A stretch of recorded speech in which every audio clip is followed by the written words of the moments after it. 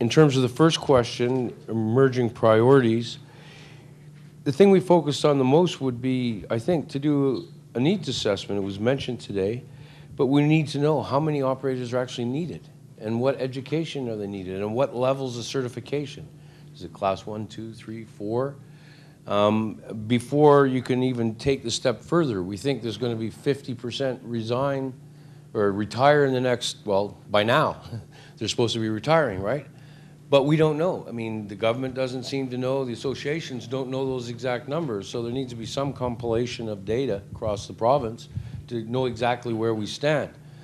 I mean, does NAIT need to increase the number of intake to satisfy the needs, or do other educators need to get involved? Before you put the time and effort into developing all this education, we need to know what the demand is for that education.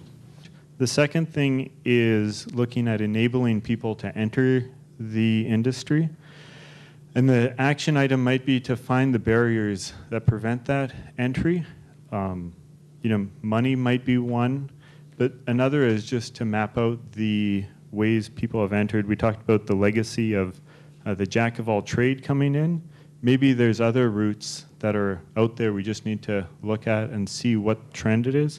Possibly instrumentation technologists might be the route we need more operators coming through, because that's the need that you see out in the plants. Or maybe plumbers, maybe power engineers. And where do these new recruits come from? We had a bit of discussion around, going into high schools, and maybe, the idea came up, something like the RAP program, the apprenticeship training that starts in high schools. Kids in grade 11, get them starting to learn how to do water treatment instead of starting to learn a trade like plumbing. And by the time they graduate from high school, they're ready to go maybe work in a water treatment plant. Do we recruit them from out of the province? That didn't seem to be necessarily the direction we would go, because there's probably enough people within the province to hire sufficient water operators. If there's only 2,500 needed, there's how many million people in this province? There should be able to come up with 2,500 operators within Alberta.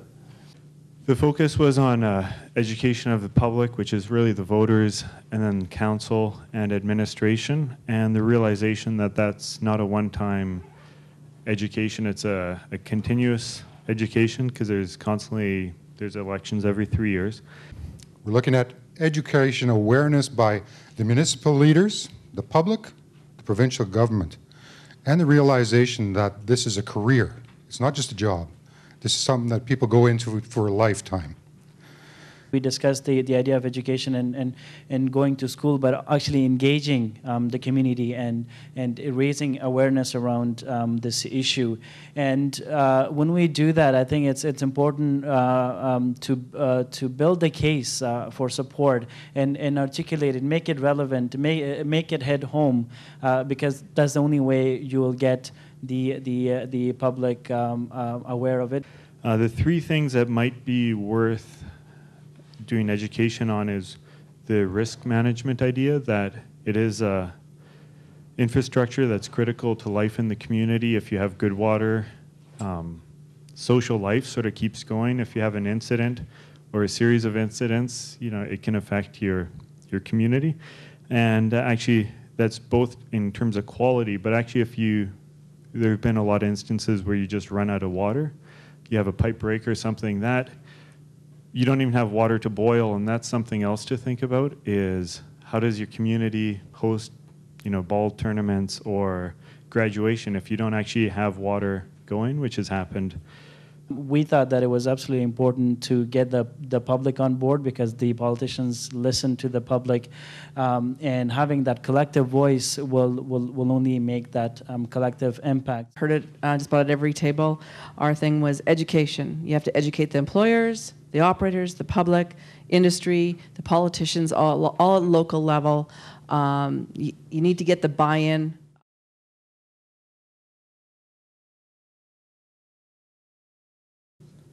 Everybody now has to be involved. I just said it. The leaders in our communities, the leaders of our water plants, and the people have to be involved in knowing what we do. Who needs to be involved? Everyone, we sort of thought, governments, all these water associations, the employers, local educators, everyone needs to be involved with the whole issue of making sure we have healthy, pure water to drink. So buy-in, general public, media, public knowledge, I guess in a bigger sense. Question number 2 is who needs to be involved? Basically the same people, we just kind of, the employers, the operators, all over again. And of course, who needs to be involved? We thought politicians were the people that we need to target rather than trying to go from bottom up. It's why don't we go to the right tables and voice the concern that impacts everyone, but not everyone's talking about it.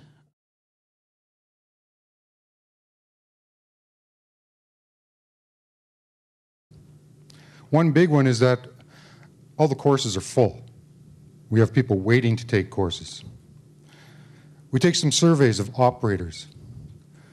We take surveys of our municipality leaders, of the CEOs.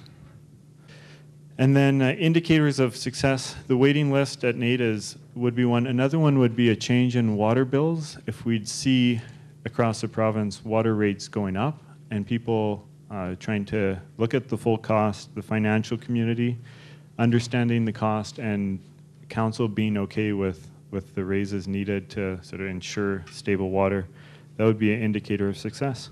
Indicators of success. There was a question around how do we measure.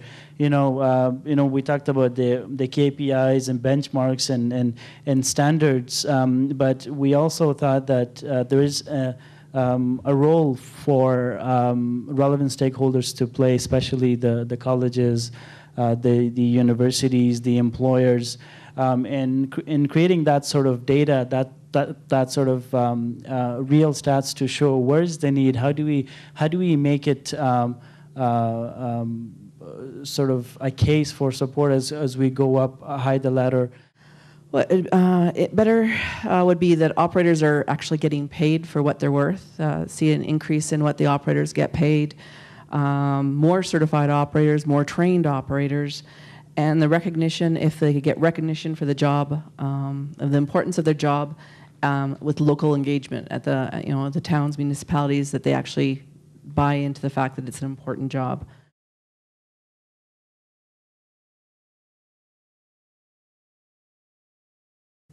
The knowledge of required training needed.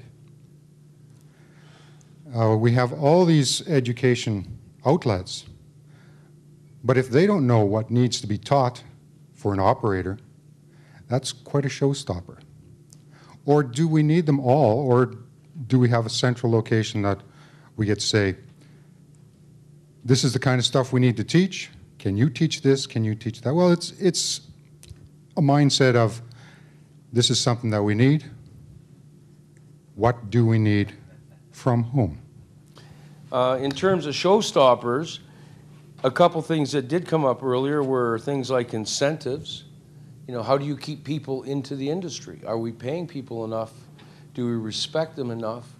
If you're moving into a remote community, is the community responding to ensure that the employee can come in with their family? Is their family being integrated into the community so they'll want to stay in the community? One of the things that we also discussed heavily on this question is the role of employers that play in terms of ongoing training, and we talked about the expectation that once an individual goes through a training, whether it's at the college or any other institution, then the expectation is that you hand them a key to any site, and then they'll be able to go on from there. So that site-specific training, ongoing training, has to be someone's responsibility, and we thought employer would be a good place to start. The cost of water is a huge thing, and capital cost and operation and maintenance, and the shelf life of water treatment plants, pipelines, and one person mentioned the shelf life of some of the operators themselves. The more regulatory there's more hoops that everyone has to go through. That would be a showstopper. Lack of buy-in at any level. from the local governments that would be a showstopper. And as far as employers go, the lack of succession planning. There just isn't, and the employers go, well, we have one operator and he's going to retire, but we don't have the money or the time to bring in another operator to train him before the first one goes. It's like you don't have the empty position on the org chart, so until that guy goes, you can't do the training. So the lack of succession planning is a showstopper.